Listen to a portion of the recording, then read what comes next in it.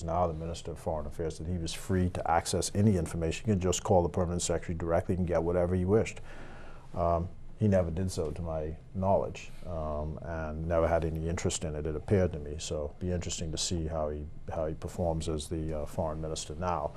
But I would expect the same thing to happen, to be able to access any information I want with regard to what's happening in foreign affairs if I'm chosen the spokesman, and certainly with regard to the public service. But, you know, again, from what we've seen early on, it doesn't really portend well to that kind of thing, you know. So.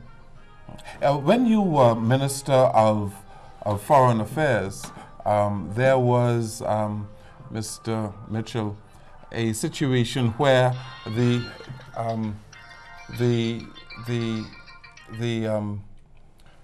people who worked in the foreign overseas offices, where they held on to their positions, is it the policy that people who are heading missions should resign before or when a new government is elected? Yeah, all of them. In my case, when I became minister, I asked for everyone to submit their letters of resignation. And the Prime Minister, of course, because ambassadors serve at the pleasure of the Prime Minister, and it's the Prime Minister who decides whether someone stays on or doesn't. But in each case, each ambassador was asked to submit their resignation at the pleasure of the government. What would be some of the hot button issues that we ought to be concerned about in foreign affairs now? There's a new minister with responsibility for Foreign Affairs, the Honorable Brent Simonet. What would be some of those issues that people like us in media ought to be looking out for? Well, the main one, I haven't seen the actual gazetted portfolio allocations, but if we had created a Department of Foreign Trade when the portfolio changes took place in February of 2006, a Department of Foreign Trade was created with Leonard Archer as its director. And we also gave authority to hire, I believe it is, 6 economists to join the sector. And that was because the major thing which comes up this year is the Economic Partnership Agreement with the European Union, which has some impacts on Bacardi and Paradise Fisheries and to a less extent polymers in Freeport. That, the present continuity agreement expires on the 31st of December this year. And without it, the duty-free access into European markets expires and we become less competitive. So I'd want the government to be very much, and the media, very much on top of that to see that that gets concluded and concluded quickly. I know that the Europeans were hoping that it would be signed by July. I'm not sure where this government is on it. And I would hope that as we go forward that the Bahamas continues to engage and integrate its economy with the world and not try and stand apart from it. Do we have a substantive foreign policy that a government, a successive government should go on? For instance, did you leave a foreign policy in place that is cast in stone, really?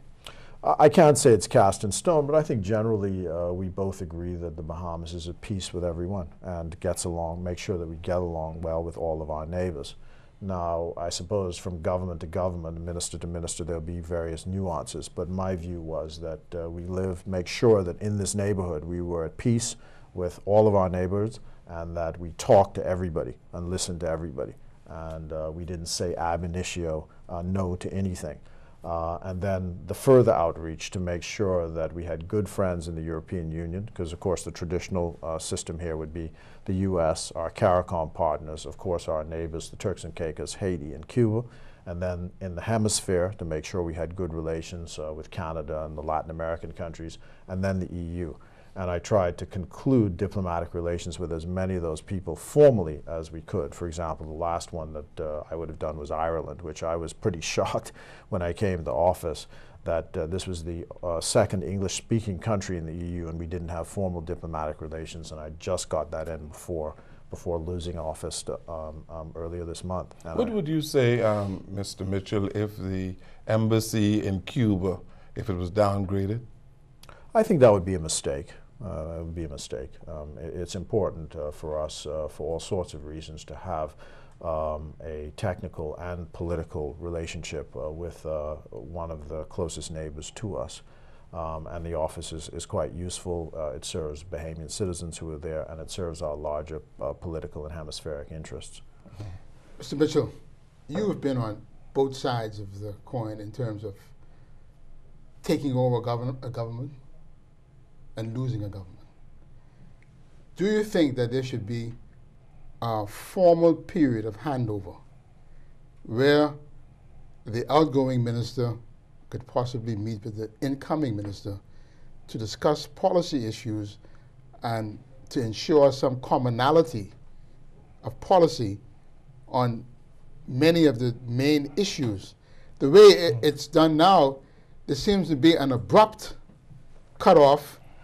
You know, one day a fella is nothing, and the next day he's a prime minister or minister, you know, and the fellow who had the job before, he now becomes nothing, you know.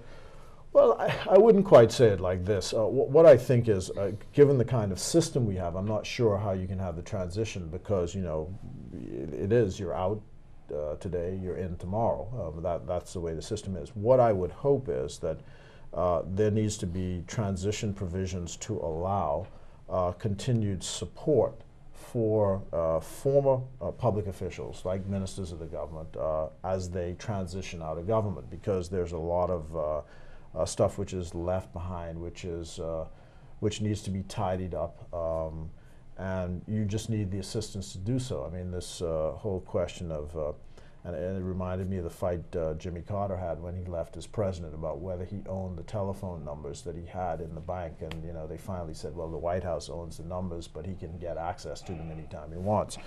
So in my case, we had to make sure the phones were wiped clean of all, you know, because we had to turn the phones over to make sure the phones were wiped clean of all of the numbers and that kind of thing. So there's some transition things that need to be done. But the way this election, and you said should have, so I suppose, yeah, there needs to be some things. But how much time did you have to get out of the Ministry of Foreign Affairs? Well, for me, I knew that the term was coming to an end. So I left my office in February, both offices. I had no personal effects in the office since February of this year. So it wasn't an issue for me at all. And the only thing that had to be done was the car was turned over to the permanent secretary. And that was it. I tell you, not a backward glance. I can't afford, you have to be prepared for any eventuality. And, that's me. What kind of an opposition do you think the PLP is going to provide? Hey, we're good at it. We're good at it. And you had a lot of practice. A lot of practice, and we'll be back because the idea is to show that we're the alternative government, and I think people will see that we had the best policies, and our support base is strong, and I want to say to all of our supporters to hold their heads up. There's nothing to feel down about. These things happen in life, and we move on. But Mr. Mitchell, 3 out of the last 4 elections, PLP has lost.